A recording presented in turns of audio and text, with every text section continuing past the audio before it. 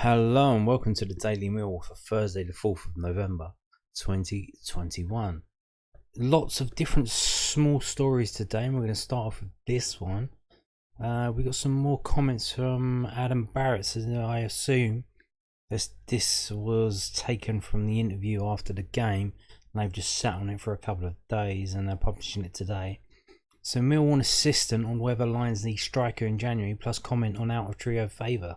Millwall assistant manager Adam Barrett didn't deny the Lions could look to add to their forward options in January after striker Benik Afobe's winner against Reading on Tuesday night. Afobe scored his third goal of the season as Millwall bounced back from their defeat at Huddersfield Town last weekend, but that was only the Lions' 16th league goal of the season in 16 games, making them the lowest scorers of the top 20 teams in the championship. That's not good. Barrett was asked if the Lions will aim to recruit more firepower in January's transfer window. We know we haven't scored as many goals as we would have liked, Barrett acknowledged. We're always looking to improve, of course. We're in a really good position. We're delighted with where we are at the moment. I think we can play better. I don't think we've really hit top form this season so far. We've done it in patches. We're looking to improve all the time. We haven't been in the division that many years and we're progressing every year, improving and developing. You just never know where it can take you. We're pleased where we are at the moment. We're in a good position. Confidence is starting to build. We've got a good squad. They're a great set of lads to work with. There are a lot of games and a lot of points to play for still. We're doing okay at the moment, but we're not getting carried away. We've got to maintain that focus and look forward to the next game. With only George Evans and Danny Ballard out injured, there was no place in the squad for Ben Thompson, Jon Daddy Bodvarsson or Conor Mahoney against the Royals. Barrett was also asked if that trio could be added for January exits. He said, "We'll see. We've got a very strong squad." He said, "We'll see. We've got a very strong squad. There's a lot of competition for places and everyone is working extremely hard. Unfortunately, you can't pick everyone. That's the whole point. Every squad across the division would have all the same sort of issues, but they're great lads, they're training hard. You can't pick everyone. There's a great competition there. So we'll see what happens further down the line." Millwall face Derby at the Den this Saturday. The Rams are bottom of the league, but would not be in the relegation zone had it not been for the 12-point deduction this season. Barrett added, "They've done really well. They've shown a lot of great resolve. They pick points up and it's going to be another difficult game. They've got good players. They're fighting for their lives again. There's no easy game in this division, so we've got to make sure we're at it Saturday. Because if we're not, then we'll get turned over. It's another big game and they're a dangerous side. So watch out."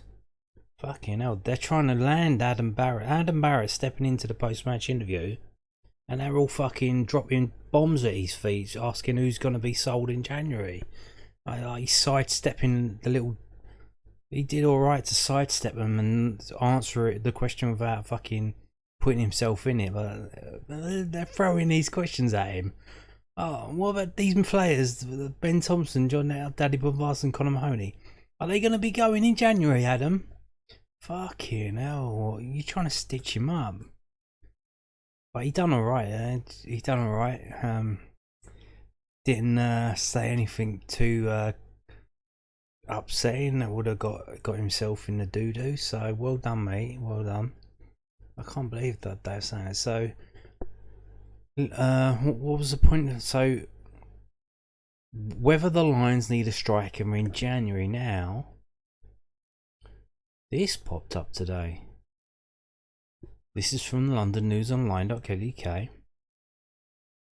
Millwall linked with January move for Tottenham winger. Millwall are reportedly battling out with a number of Championship clubs to sign Tottenham Hotspur's winger Jack Clarke in January. Clarke moved to Spurs in 2019 in a deal worth around 10 million from Leeds United, but has spent most of his time away on loan. The 20-year-old was loaned back to Leeds before making temporary moves to Queen's Park Rangers and Stoke City.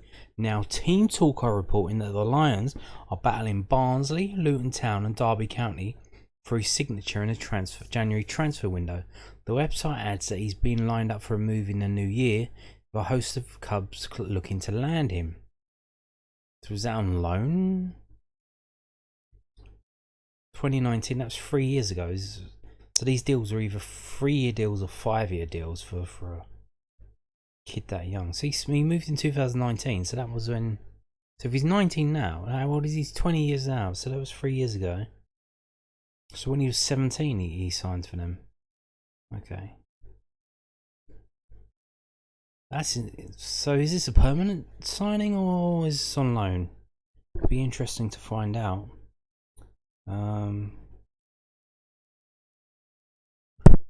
But I imagine like where it says in a deal worth around 10 million, that would have been like a basic, and then with add-ons,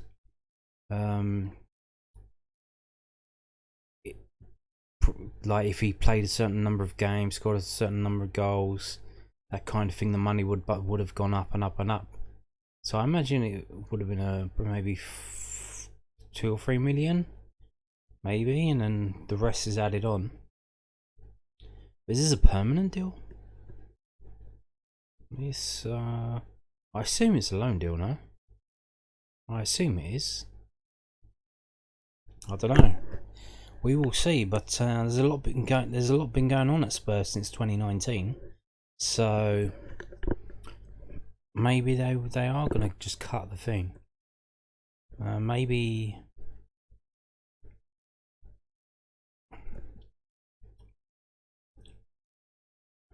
if they end up playing him. Has he even played for Spurs yet? Maybe if he plays for Spurs, then they have to pay him a certain amount of money. So maybe they just want to get rid of him because they don't want to pay it. Maybe they know he's not that good, or he hasn't come on, or maybe he's faded off a bit, gone down to that there London, and he's gone a bit sideways. I don't know. I have no idea. It's talking at me. I don't really know. So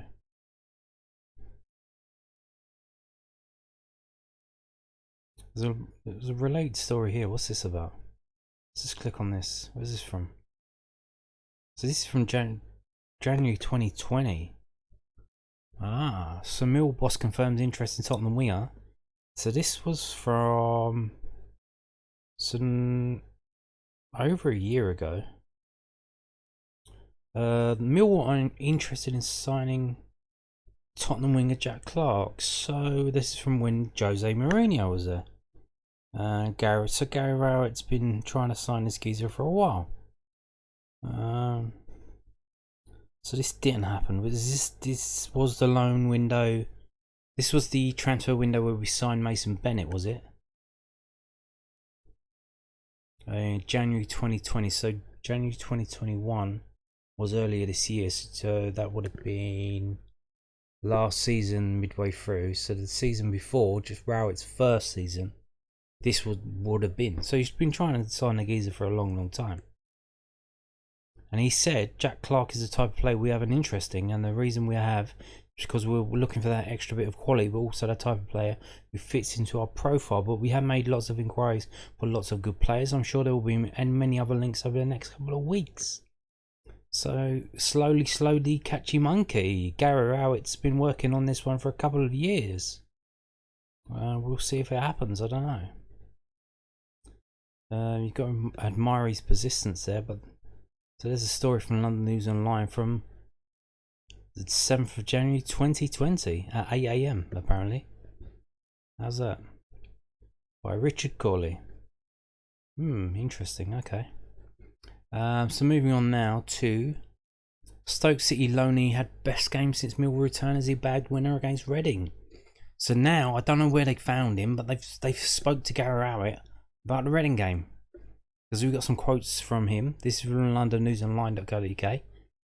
I don't know how they got hold of him, but Benicofobia produced his best performances rejoining Millwall on loan in Tuesday night's 1-0 win over Reading. That's the verdict of Lions manager Gary Rowett, who hoped to be reunited with Stoke City striker this summer.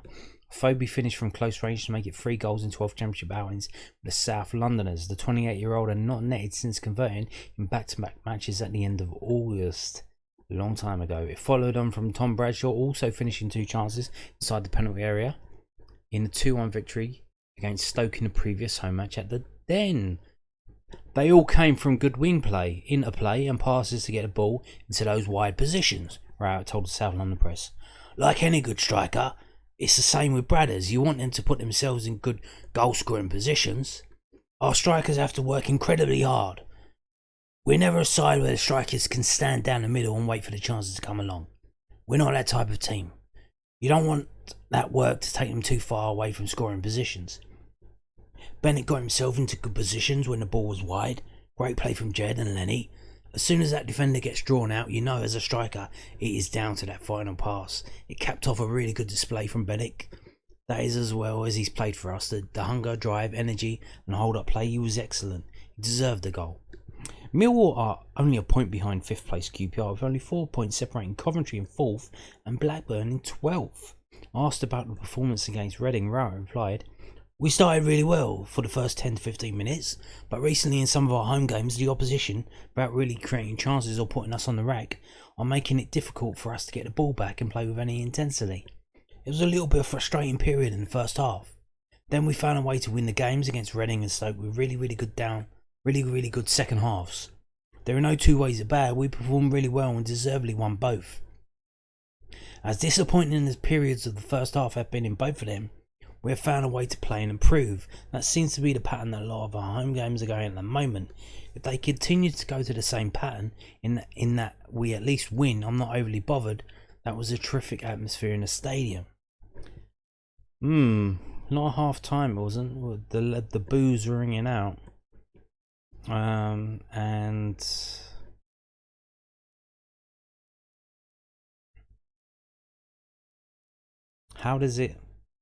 why does it always happen that the first half is shit?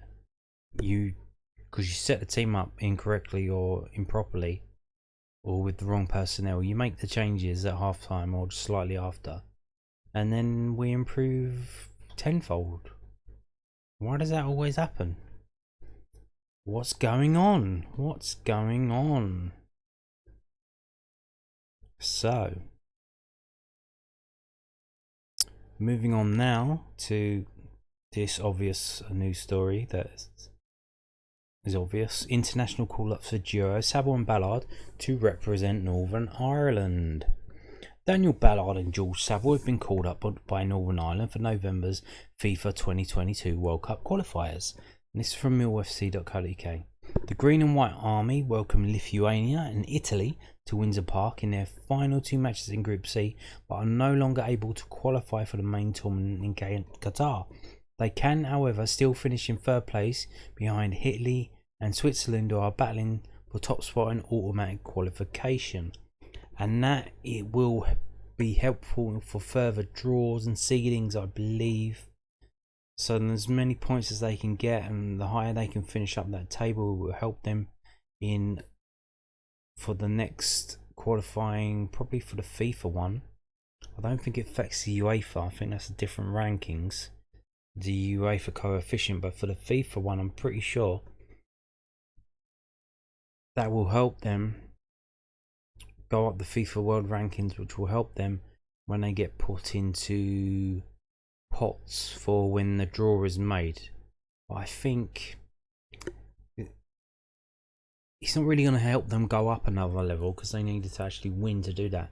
But to maintain the level that they're at, to be in that 3rd pot, which I think they were probably in now, because Italy and Switzerland are there. So Italy are the prime team, Switzerland the next one down, and then you would imagine Northern Ireland are in the 3rd pot.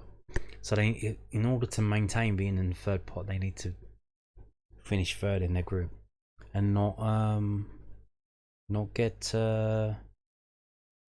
finished lower than that. Otherwise, they could be in proper trouble there. So there you go. Good luck to them. See how they do. So I thought Danny Ballard was injured. He's not injured. He is injured. Or Arsenal told Mill to rest him, like I said in yesterday's video. I don't know. We'll see. That game is, when is that? Next weekend, so the 12th or the 13th, so over in a week's time. We'll see how we go. I mean, if he's injured, they could still call him up. Technically, wait for him to get to make him travel. If it's a walking injury, like if he's not like a broken leg or anything like that, but if it's just like a strain or that, they could still call you up. You travel out there, see their doctor, and he says, "Oh yeah, no, he can't play," and then he flies back.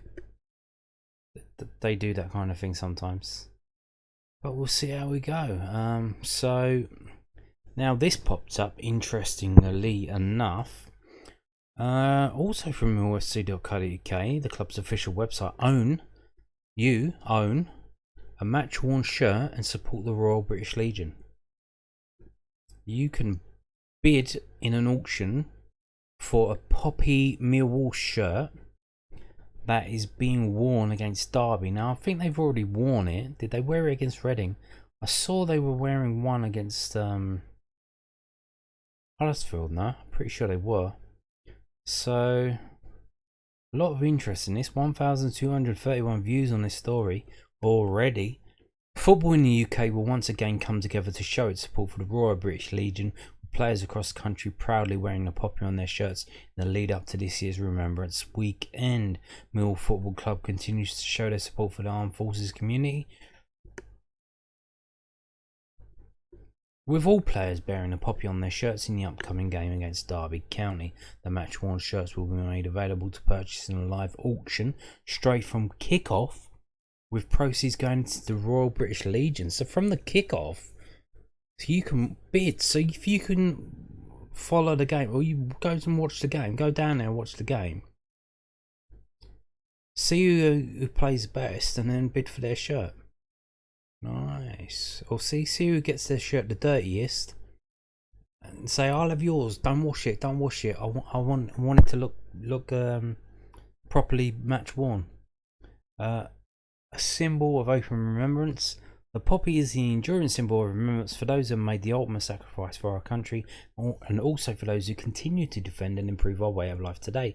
The resilient flower flourished in the midst of destruction, becoming a symbol of hope and a peaceful future.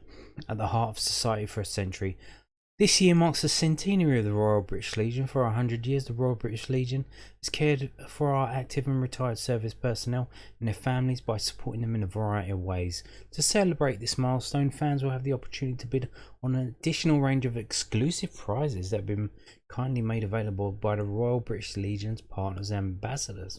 So not just shirts, there's other things as well. Interested, simply head over to matchwornshirt.com/poppy. Don't miss this opportunity to own a unique piece of memorabilia while supporting the Royal British Legion's vital work, and remember, every poppy counts. So there you go. Tomorrow's game, the players who play in it, whoever gets selected, you can buy their shirt, and the money will go to the Royal British Legion charity. So there you go. That's interesting. I wonder how much they'll go for. I wonder how much they will go for.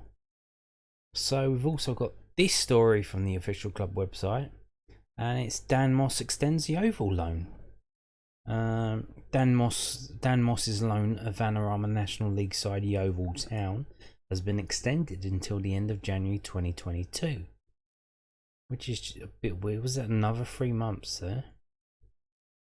So November, December, January, 3 months. The under-23's regular has impressed at Ewich Park for the Glovers so far in 21-22, and he is now set to stay in Somerset till the end of the transfer window. Keep up to date with all the Lions loanees in millwallfc.co.uk's regular loan watch feature. So there you go. That's stay until the end of the transfer window. Now that's a bit weird. I suppose it's just how it goes. Why not till the end of the season? I imagine, are they paying his wages? Now, I imagine Yeovil Town, if it looks like they're staying up, they've got financial problems. As soon as it looks like they're going to be staying up, I imagine they'll want to send the loan players back and start saving some money, because why would you pay players just to finish in mid-table? I'm sure they would happily finish one place above the relegation zone. Apparently they've got serious problems money wise, but and struggling to build a team, and they've got a number of loan players that they've got in to try and be competing at the level that they are, and Dan Moss is one of them, and he's doing really, really well there. So good luck to him. Another right back. So that's interesting. Moving on now to this story that popped up, and I have no idea what the fuck is going on here. So this is from bbc.co.uk, and they're shit stirring, right? So let's have a read of this. Gambling links from children's pages on club websites to be investigated. Oh no! And there you can see West Ham. I don't know what. They've got a colouring in page. And it says West Ham's colouring page has a direct link in the top left hand corner to the gambling sponsor's website. Yeah, that's the header. Basically, what they're digging out all these clubs where they have, like, on the website at the top is, let's go and see if we can see on the Millwall one. So on the Millwall website, you've got Husky here, Sky Bet here. That's the league sponsor, and it's a hyperlink. If I click on that, it'll go to start Sky Bet. But this is the header. It's the same. Whatever page you go on. So we've got this Dan Moss story. We've got this Royal British Legion shirt auction story. It's the same, because the only thing that changes is the bit in the middle where the story goes. And you go scroll down as well. They've got related articles, they've got club news and things, but then at the bottom they've got various sponsors and stuff as well. They've got the social media links in the corner: Facebook, Twitter, YouTube, Instagram. And they've got the links here to privacy policy, terms of use, accessibility, company details, contact us. But that's the same. So they've got the header and the footnote is the same, and it's got the hyperlinks, and you can see here Mansion Bet. It's just the thing in the middle that changes. So what it seems they're doing is they're fucking digging out all these clubs for the way their website is, because it's got a gambling link on clearly a fucking 5-year-old kid, like whatever, for that colour in picture on that West Ham page there that you can see. Like, how the fuck is that the kid that's going on to that to see that? How the fuck is he gonna go on to fucking gambling site and sign up for it? What the fuck are you talking about? These people are fucking just shit stirring for no reason. So let's have a read of what these fucking busybody cunts have been going on about. So the Gambling Commission says it will investigate how 7 Premier League and Championship clubs had direct links to betting sites from children pages on their websites. Oh no! They can click on the fucking link and find out the odds for their fucking team to lose. They won't be able to open a fucking account. Fucking divs. BBC Sport contacted top 5 clubs Arsenal, Tottenham, West Ham and Aston Villa, plus Championship clubs QPR, Millwall and Reading, to inform them of the links which contravene the regulatory body's rules. The links have appeared at the bottom of their junior membership and games pages and have since been taken down. In some cases, the links click through to offers of free bets. Who gives a fuck? The kid's not going to fucking be able to sign up for it. You fucking divs. But at the time of publication, there is still a direct link to West Ham's gambling sponsor on its children's colouring in page, which has pictures of a teddy bear, the club mascot and former captain Bobby Moore. The sponsor features on a banner across every page. Exactly. It's on every page of its website. It's the header. It's on the header. It's on literally every page. Oh, and then it's on the stuff that aimed at kids as well. Yes, because it's on every page. You're fucking idiots.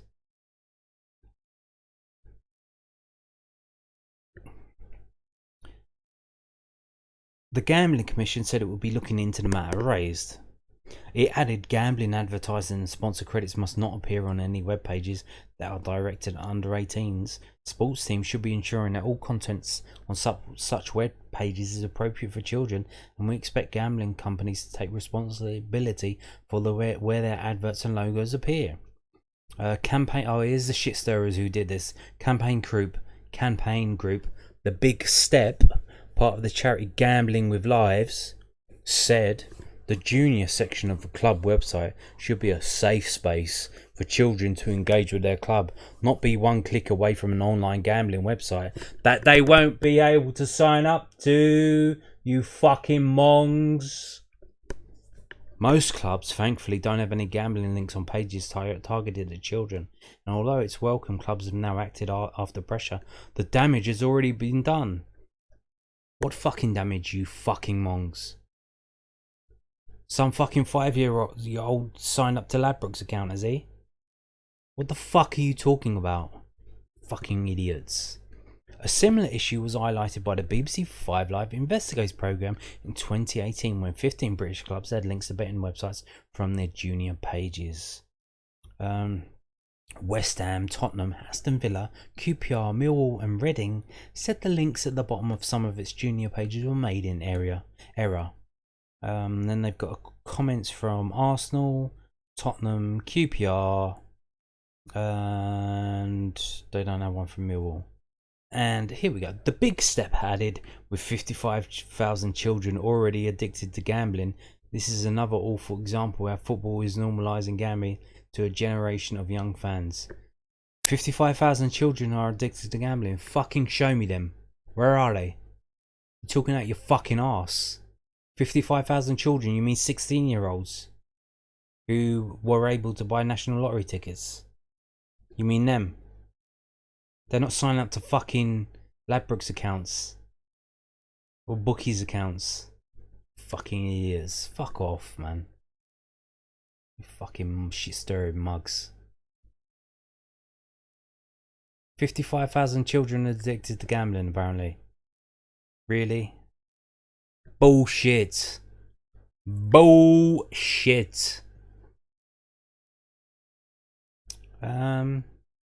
So on this final story, that's it. I'm done now. I hope you enjoyed today's video. Thank you for watching. Goodbye.